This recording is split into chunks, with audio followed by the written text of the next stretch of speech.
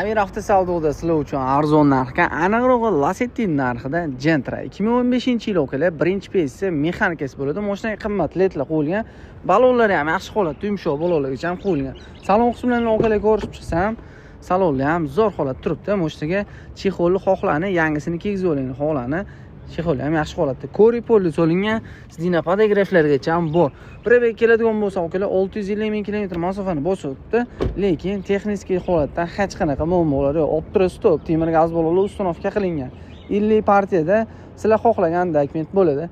Kraskasi keladigan bo'lsa, o'qili kraskasi xo'p, tomdan pastda asfalt bo'lgan ekan, ichlarga o'tmagan. O'zini uchun bir qator tekshirtirib, prerka qildirib olasizlar.